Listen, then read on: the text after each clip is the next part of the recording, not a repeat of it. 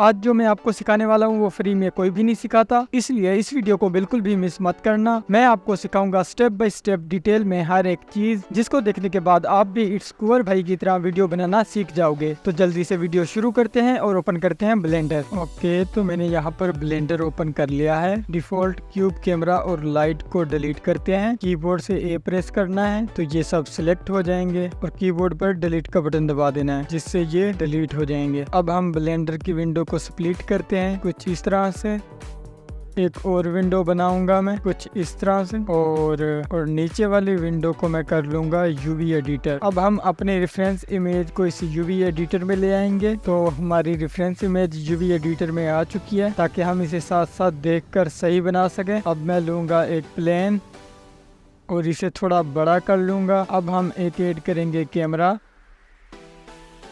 और इसे भी सेट करते हैं थोड़ा सा 90, 0 एंड 90। कीबोर्ड से 0 प्रेस करने पर आपको कैमरा व्यू नजर आएगा, जैसा कि आप साइड वाली विंडो में देख सकते हैं हमारे कैमरे में क्या व्यू नजर आ रहा है। तो मैं कैमरे को थोड़ा पीछे कर लेता हूँ। ओके, यहाँ पर ठीक है। अब मैं जाता हूँ कैमरे की सेटिंग में, यहाँ से व्यू पोर्ट डिस्प्ले में, और यहाँ से पास पार्ट आउटलाइन को फुल कर देता हूँ। तो हमारे पास कुछ इस तरह का व्यू नजर आएगा, सिर्फ जो कैमरे के अंदर होगा। हम अपनी इस विंडो में साथ साथ देखते जाएंगे कि हमारी सीन का फाइनल आउटपुट कैसा आ रहा है। यहाँ से मैं टूल्स को हाइड कर देता हूँ थोड़ा। तो अगर अब हम रेफरेंस इमेज को देखते हैं अपनी, आप देखोगे जहाँ पर कुंवर भैया खड़े हैं, ये थोड़ा रॉकी क्लिफ्स जैसा एनवायरनमेंट लग रहा है, जहाँ पर छोटे छोटे पत्थर हैं और ग्राउंड है। तो इस जैसा ग्राउंड हम पहले मेगा स्कैन से ढूंढने का ट्राई करते हैं। अगर मिल गया तो अच्छी बात है, नहीं तो हम खुद इस जैसा बनाएंगे। तो मैं जाता हूँ मेगा स्कैन की वेबसाइट पर, और ये मैंने कुछ उससे मिलते जुलते ग्राउंड पहले से ही ढूंढ कर रखे हुए हैं। इसका नाम है लाइमस्टोन रॉक्स, जिसे आप भी मेगा स्कैन से डाउनलोड कर सकते हो। मैं इसका लिंक डिस्क्रिप्शन में दे दूंगा, आप इजीली वहां से डाउनलोड कर सकते हैं। तो मैं इसे 2K रेजोल्यूशन में यहाँ से डाउनलोड करता हूँ। डाउनलोड पर करते हैं क्लिक, और ये डाउनलोड होना शुरू हो गया है। और एक रेफरेंस से मिलता जुलता ये रॉक मुझे मिला, ये भी लाइमस्टोन रॉक्स के नाम से है। इसका लिंक भी मैं डिस्क्रिप्शन में दे दूंगा। तो इसे भी मैं 2K रेजोल्यूशन में डाउनलोड कर लेता हूँ। ये डाउनलोड हो रहा है। तो अपनी दोनों फाइल डाउनलोड हो गई है, मैंने एक्सट्रैक्ट करता हूँ। जैसा कि आप देख सकते हैं, एक हमारा ये ऑब्जेक्ट है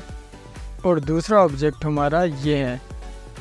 चलें अभी ब्लेंडर ओपन करके इन्हें इंपोर्ट करते हैं। यहाँ ऊपर फाइल पर क्लिक करना है, इंपोर्ट पर और FBX पर। जहाँ पर भी आपने वो फाइल डाउनलोड करके रखी है वो वाली लोकेशन पर चले जाना है, तो आपको कुछ इस तरह फाइल्स मिल जाएंगी। तो मैं पहली को सिलेक्ट करता हूँ और इंपोर्ट FBX कर देता हूँ। तो जैसा कि आप देख सकते हैं हमारे पास वो ग्राउंड ब्लेंडर में आ चुका है। अब मैं थोड़ा सा इसको बड़ा कर लेता हूँ और यहाँ पर सेटिंग में जाकर EV से साइकिल कर देता हूँ और CPU से GPU। यहाँ पर ऊपर नॉइज थ्रेशोल्ड में 1 कर देता हूँ और मैक्स सैंपल को मैं कर देता हूँ 60, और साथ में डी नॉइजिंग ऑन कर देता हूँ मैं फिलहाल सीन को देखने के लिए। रेंडर के लिए हम और सेटिंग लगाएंगे यहाँ पर।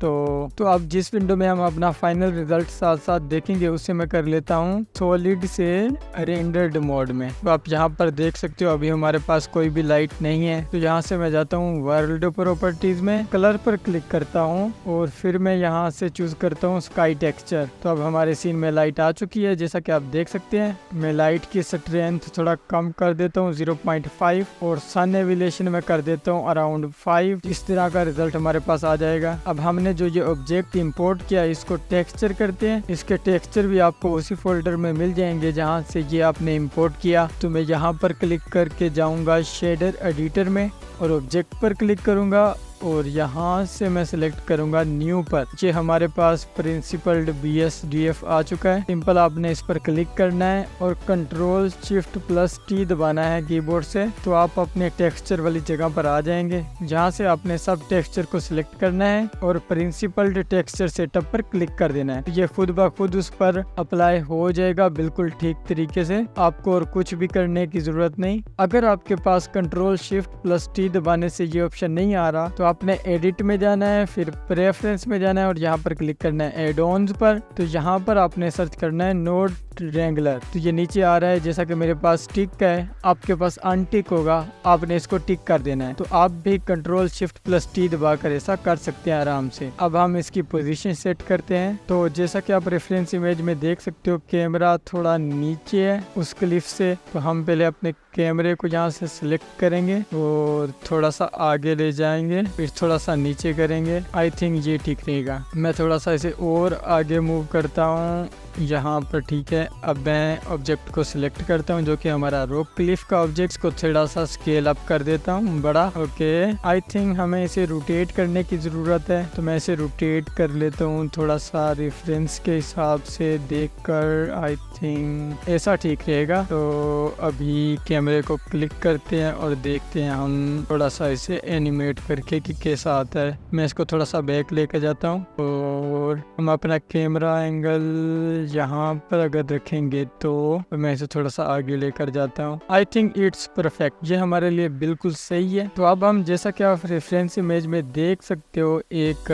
कपड़ा उड़ रहा है साथ में लाइक फ्लैग जैसा, और एक हमारा करेक्टर है जो कि इट्स कुंवर भैया खुद है। तो हम यहाँ पर 3D करेक्टर का यूज करेंगे। सबसे पहले हम 3D करेक्टर लाते हैं इसमें, जो कि हमें मिलेगा मिक्सामो से। क्रोम ब्राउजर आपने ओपन करना है और सर्च करना है मिक्सामो, तो आपके पास ये वेबसाइट आ जाएगी। यहाँ पर आपने लॉगिन कर लेना है। तो लॉगिन करने के बाद आपके सामने कुछ ऐसा इंटरफेस आ जाएगा। मैं यहाँ पर ऊपर करेक्टर पर क्लिक करता हूँ और यहाँ से मैं कोई अच्छा सा करेक्टर फाइंड करता हूँ जो हमारे सीन के साथ मैच करे। एक बार हम रेफरेंस इमेज को देख लेते हैं। ओके, आई थिंक हमारे केस में ये लड़की ठीक रहेगी। हम इसका जो पीछे केपी है इसको भी एनिमेट कर देंगे और हमारा सीन बहुत ही मजेदार बन जाएगा। तो अब इसमें हम कोई एनिमेशन ऐड करते हैं। मैं सर्च करता हूँ लुक, तो हमारे पास ये लुकिंग वाली एनिमेशन आ चुकी है। हम देखते हैं अपने सीन के मुताबिक कौन सी अच्छी रहेगी। आई थिंक ये पहले वाली कर लेते हैं लुकिंग। इस पर क्लिक करता हूँ तो ये अप्लाई हो जाएगी। अभी देख लेते हैं ये कैसी है। यस, आई थिंक ये ठीक रहेगी। ओके, तो मैं इसे डाउनलोड कर लेता हूँ। करेक्टर का नाम है अरीजा, आप इसे आराम से डाउनलोड कर सकते हैं, लिंक डिस्क्रिप्शन में मिल जाएगा।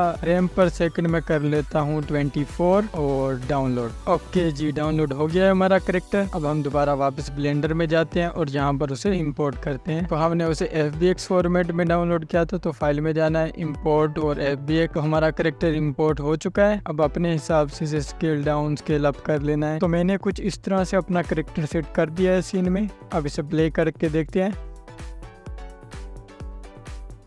ओके, मैंने इस सीन का रेंडर 250 फ्रेम तक निकालना है। तो मैं इसकी एनिमेशन को थोड़ा सा बढ़ा देता हूँ, एस पर क्लिक करके स्केल कर देता हूँ इसकी एनिमेशन को। एनिमेशन थोड़ा ज्यादा हो जाएगी। ओके, तो मैंने एनिमेशन 250 फ्रेम तक सेट कर दी है। अब हमने करना ये है कि रेंडर वाली सेटिंग पर जाकर फिल्म पर क्लिक करना है और फिर ट्रांसपेरेंट पर क्लिक कर देना है। उसके बाद वर्ल्ड प्रॉपर्टीज में जाना है और स्काई टेक्सचर की स्ट्रेंथ को 0 कर देना है। तो हमारे पास कुछ इस तरह का ब्लैक सीन हो जाएगा। फिर हमने यहाँ पर ऐड करनी है एक लाइट, तो मैं लाइट ऐड करता हूँ। Shift+A दबाना है, लाइट पर जाना है और मैं यहाँ पर कर रहा हूँ एरिया लाइट। थोड़ा सा ऊपर लेकर जाते हैं, इसे बड़ा कर लेते हैं। अब एरिया लाइट पर क्लिक करके इसके कलर पर क्लिक करना है। यहाँ से आई ड्रॉप पर सिलेक्ट करके रेफरेंस इमेज में जैसा आपको लाइट का कलर चाहिए वहाँ पर क्लिक कर देना है। आई थिंक ठीक नहीं आया, मैं इसे मैनुअली सेट करता हूँ कुछ ऑरेंजिश टाइप का। इसकी पावर को थोड़ा बढ़ाता हूँ, मैं कर देता हूँ 50। अब देखेंगे कुछ हमारा सीन इस तरह का नजर आ रहा है, पहले से मजेदार। और अगर हम यहाँ पर देखें तो आगे से लाइट आ रही है। ओके, हम लाइट अपनी को थोड़ा सा सेट करते हैं। मैं इसे पीछे लेकर जाता हूँ और थोड़ा सा बड़ा करता हूँ, S+Y। अब हमने इसे अपने करेक्टर की तरफ रोटेट करना है। मैं इसे रोटेट कर लेता हूँ और इसकी पावर मैं बढ़ा देता हूँ अराउंड 100 और लाइट को मैं थोड़ा सा आगे कर लेता हूँ मूव। तो हमारे पास कुछ इस तरह का रिजल्ट आ चुका है जो कि काफी उससे मिलता जुलता है रेफरेंस इमेज से। अब हम यहाँ पर ऐड करेंगे एक पॉइंट लाइट। Shift+A दबाते हैं और हम ऐड करते हैं पॉइंट लाइट। थोड़ा सा इसको ऊपर लेकर जाते हैं, साइज इसका थोड़ा सा बड़ा करते हैं और इसकी हम पावर करते हैं अराउंड 50। और अगर यहाँ पर हम देखेंगे तो आई थिंक ये थोड़ा ज्यादा हो जाएगा, 20 करके देखते हैं। अब सही है, हम इसका रेडियस थोड़ा सा बढ़ाते हैं ताकि हमें सॉफ्ट लाइट मिले। थोड़ा सा इसे नीचे भी हमने ऑरेंज टिंट देना है like this. Alt D press करके इसे डुप्लीकेट करना है और जहाँ जहाँ पर आपको लाइट की इसकी नीड है वहाँ पर इसको ऐड कर देना है। प्रोजेक्ट को सेव करना बिल्कुल नहीं भूलना, Ctrl+S दबाकर इसको सेव करते रहना है साथ साथ, ताकि आपका ब्लेंडर किसी भी वजह से अगर क्रैश हो तो आपका प्रोजेक्ट वहीं से स्टार्ट हो। ओके, अब मेरे को तो रिजल्ट बहुत ही अच्छा लग रहा है, बाकी आप अपने हिसाब से देख लेना। मेरे को काफी सही लग रहा है ये। आई थिंक बड़ी लाइट का कलर हमने थोड़ा सा डाउन करना है, ज्यादा ही वो हो रहा है ऑरेंज टाइप, तो येलोइश टोन देते हैं इसको थोड़ी सी। It's done. By the way इसकी पावर 150 कर देनी है, थोड़ा सा और ज्यादा कर देनी है, बाकी आप अपने हिसाब से देख लेना। मुझे ये ऐसा ठीक लग रहा है। तो अब बारी आती है साथ में लगे इस फ्लैग की, तो हम ये फ्लैग बनाएंगे और इसको एनिमेट भी करेंगे। एक सिलेंडर ऐड कर लेता हूँ, तो हमारे पास सिलेंडर आ चुका है और मैं इसको ऊपर की जानब थोड़ा सा बड़ा कर देता हूँ कुछ इस तरह से। इसको बिल्कुल बारीक कर देना है, जैसे एक लकड़ी होती है वैसा करने के बाद इसे दोबारा अपने हिसाब से बड़ा कर लेना है। अब हमने इस लकड़ी को वुड कलर का टेक्सचर देना है, जो कि आपको ब्लेंडर मार्केट से मिल जाएगा। तो मैं सर्च करता हूँ वुड और आई थिंक ये वाला ठीक रहेगा, तो मैं ये वाला टेक्सचर इस पर अप्लाई कर रहा हूँ। ओके, तो हमारा टेक्सचर सही तरीके से आई थिंक अप्लाई हो चुका है। ओके जी, अब बारी आती है हमारे फ्लैग बनाने की। तो फ्लैग बनाने के लिए हम एक प्लेन लेंगे। Shift+A करता हूँ, मैं एक प्लेन ऐड कर लेता हूँ। प्लेन ऐड करने के बाद कीबोर्ड से 7 प्रेस करना है, तो आप टॉप व्यू पर चले जाओगे। फिर इसको अपने हिसाब से एक फ्लैग की लुक दे देनी है इस तरह से। तो आप अपनी मर्जी के हिसाब से इसकी शेप बनाने के बाद एडिट मोड में जाना है और इसको सब डिवाइड कर देना है। तो मैं यहाँ पर नंबर ऑफ कट्स कर रहा हूँ 10। फिर मैं दोबारा ऑब्जेक्ट मोड में जाता हूँ और फिजिक्स प्रॉपर्टीज में जाकर मैं इस पर अप्लाई कर देता हूँ क्लॉथ। तो क्लॉथ फिजिक्स प्रॉपर्टीज इस पर अप्लाई हो चुकी है। इसे चेक करने के लिए अब हम प्ले करके देखेंगे। जैसा कि आप देख सकते हैं हमारा प्लेन नीचे जा रहा है। अब हम इसे सही करेंगे ताकि ये नीचे ना गिरे, तो उसके लिए हमें इसे सिलेक्ट करके दोबारा एडिट मोड पर जाना होगा। कीबोर्ड से 7 प्रेस करके इसके टॉप व्यू पे जाते हैं और यहाँ से हम इसकी पहली लाइन वर्टेक्स की सिलेक्ट करते हैं और वर्टेक्स ग्रुप में जाकर एक वर्टेक्स ग्रुप बनाते हैं और उस पर इसको असाइन कर देते हैं। जो अभी हमने वर्टेक्स ग्रुप बनाया है, यहाँ पर क्लोथ सिमुलेशन नहीं होगी। मैं इस वर्टेक्स ग्रुप का नाम रख देता हूँ पिन। असाइन कर देते हैं दोबारा से और चले जाते हैं ऑब्जेक्ट मोड में। अब हमने दोबारा फिजिक्स प्रॉपर्टीज में जाना है और नीचे सेटिंग पर जाकर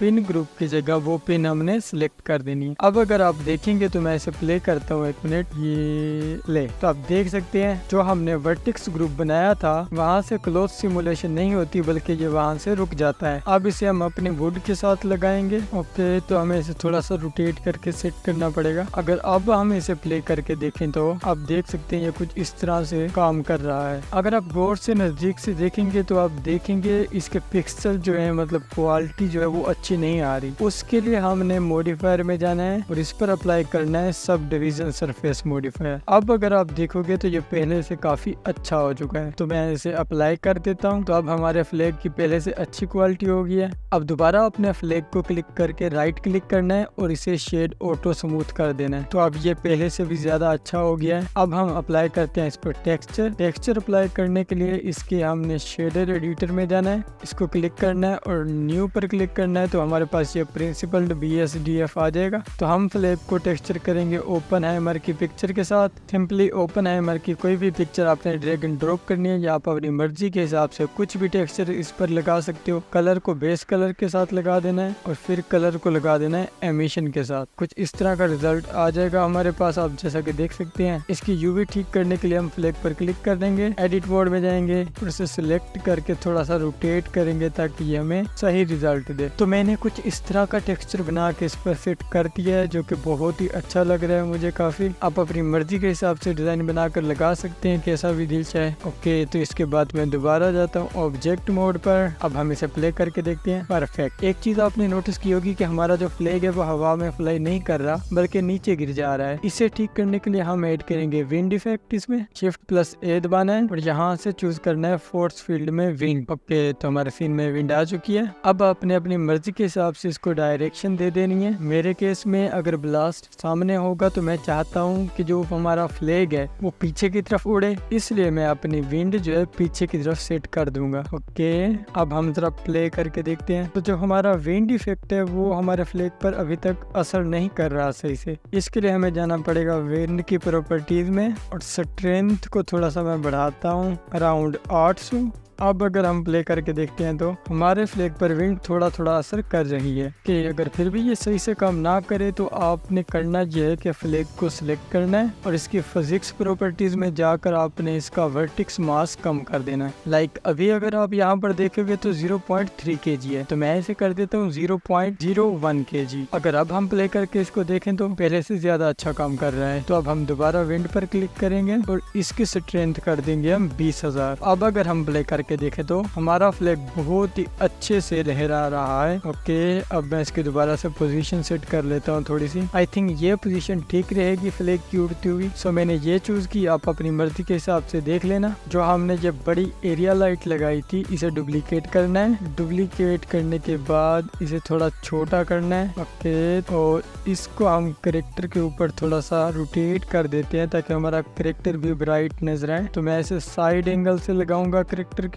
जैसा कि आप देख सकते हैं हमारे करेक्टर पर बहुत ही अच्छी लाइट अब पड़ रही है। अब ऐसा फील हो रहा है कि सामने ब्लास्ट जो हो रहा है उसका इम्पैक्ट हमारे करेक्टर पर भी पड़ रहा है। आप अपने हिसाब से देख लीजिएगा, जैसा आपको सही लगे वैसा कर लीजिएगा। तो मेरे हिसाब से ये ठीक है, बिल्कुल परफेक्ट है। तो मैं इसे ऐसे रहने देता हूँ। तो अब बारी आती है हमारे करेक्टर की केपी को एनिमेट करने की। सिंपल फर्स्ट फ्रेम पर जाना है, करेक्टर की केपी को सिलेक्ट करना है और एडिट मोड में चले जाना है। यहाँ पर सेम एक वर्टेक्स ग्रुप बनाना है जैसा हमने फ्लैग का बनाया था। प्लस के बटन पर क्लिक करने के बाद जहाँ मैं एक ग्रुप बनाता हूँ पिन 2 के नाम से, के बाद मैं यहाँ पर सिलेक्ट करता हूँ वो वाला एरिया जो मुझे एज अ क्लोथ एनिमेशन नहीं चाहिए। ऊपर वाला सारा एरिया मैं सिलेक्ट करूंगा अराउंड यहाँ तक, फिर शिफ्ट होल्ड करके पीछे का एरिया सिलेक्ट करूंगा। आई थिंक इतना सही रहेगा। ओके, तो इसे मैं अब असाइन कर दूंगा। तो ये हमारा असाइन हो चुका है। अब मैं दोबारा एडिट मोड से ऑब्जेक्ट मोड में चला जाऊंगा और जहाँ पर इस पर भी हमने फिजिक्स प्रॉपर्टीज में जाकर क्लॉथ अप्लाई कर देना है। ये हमारा क्लॉथ बन चुका है। अगर मैं वीडियो को प्ले करता हूँ अब देखोगे उसके कपड़े उतर चुके हैं। रहा नहीं जाता, तड़प ही ऐसी है ना। आई मीन गायब हो चुके हैं वो इस वजह से क्योंकि हमने उसका पिन ग्रुप अभी सिलेक्ट नहीं किया कि कौन सी जगह पर कपड़े को रुकना चाहिए। तो मैं पिन ग्रुप में जाकर पिन 2 को यहाँ पर सिलेक्ट करूंगा और अब अगर हम प्ले करके देखते हैं तो हमारा जो केपी है वो अच्छे से फ्लाई कर रहा है। तो ये कुछ ज्यादा ही फ्लाई हो रहा है, इसे थोड़ा सा मैंने कम करना है। तो मैं दोबारा इस पर क्लिक करूंगा। ओके, तो 5 kg पर ये मुझे बिल्कुल ठीक लगा। लाइक ज्यादा ऊपर भी जा रहा है और बिल्कुल नीचे भी आ जाता है। तो मैंने इसका वर्टिक्स मास रखा 5 kg। ओके, तो हमारा ब्लेंडर का काम ऑलमोस्ट डन हो चुका है। प्रोजेक्ट को कर लेना है सेव। आई थिंक हमें फ्लैग का एमिशन स्ट्रेंथ थोड़ा कम करना होगा क्योंकि सामने से ब्लास्ट होगा तो ये थोड़ा डार्क नजर आना चाहिए, या फिर आप स्ट्रेंथ इसकी बिल्कुल खत्म भी कर सकते हैं कुछ इस तरह से। अब अपने हिसाब से देख लीजिएगा। सो कुछ इस तरह का रिजल्ट हमारे पास आ रहा है जो कि हमारी रिफरेंस इमेज से काफी मिलता जुलता है। अब हम इसमें वॉल्यूमेट्रिक फॉग भी ऐड कर सकते हैं, तो वो भी मैं ऐड कर देता हूँ ताकि सीन थोड़ा और ज्यादा अच्छा बन जाए। Shift+A दबाकर आपने एक क्यूब लेना है और उसको बहुत बड़ा कर देना, मतलब सीन उसमें पूरा आ जाए कुछ इस तरह से। अब इसकी मटेरियल प्रॉपर्टीज में जाकर न्यू पर क्लिक करना है, प्रिंसिपल्ड BSDF को रिमूव कर देना है यहाँ से और वॉल्यूम में जाकर सिलेक्ट कर देना है प्रिंसिपल्ड वॉल्यूम। ओके, तो ये करने के बाद आपके पास कुछ इस तरह का अंधेरा आ जाएगा। तो इसकी डेंसिटी कम कर देनी है थोड़ी सी, लाइक बहुत ज्यादा कम कर देनी है 0.005। तो आप देख सकते हैं हमारा सीन कुछ फोगी टाइप हो गया है। अब इसका कलर भी थोड़ा सा ऑरेंजिश रख सकते हैं और ज्यादा अच्छा लगेगा लाइक दिस। बाकी अगर आप इसे थोड़ा ब्राइट रखना चाहें वो भी कर सकते हैं। आप लाइट बढ़ा सकते हैं साइड वाली। लाइक अगर मैं साइड वाली लाइट को क्लिक करके इसकी स्ट्रेंथ को मैं 90 करता हूं तो आप देखोगे थोड़ा सा और मतलब लाइट अप हो गया है सीन, या फिर 100 अपने हिसाब से रख सकते हो। ओके, तो मेरे हिसाब से तो ये सीन बिल्कुल डन है। बाकी आप अपने हिसाब से देख लेना। मुझे तो ये सीन बहुत ही अच्छा लग रहा है। अब हम अपना कैमरा एनिमेट करते हैं। अब अगर मैं इसे प्ले करके देखता हूँ तो आप देखोगे बिल्कुल परफेक्ट एनिमेशन हमारी बन चुकी है कुछ इस तरह की। ओके, तो अब ज्यादा कुछ भी नहीं करना, रेंडर सेटिंग में जाना है, फिर हमने जाना है आउटपुट प्रॉपर्टीज में। यहाँ पर मैं रेजोल्यूशन 9020 1080 रख रहा हूँ। रेंडर रीजन पर क्लिक करता हूँ और crop to render region, frame rate 24 FPS 250 frame तक एंड। और यहाँ से मैं एक फोल्डर चूज कर लेता हूँ जहाँ मुझे एनिमेशन सेव करनी है। ओके, तो यहाँ से मैं सिलेक्ट करता हूँ PNG RGB प्लस अल्फा।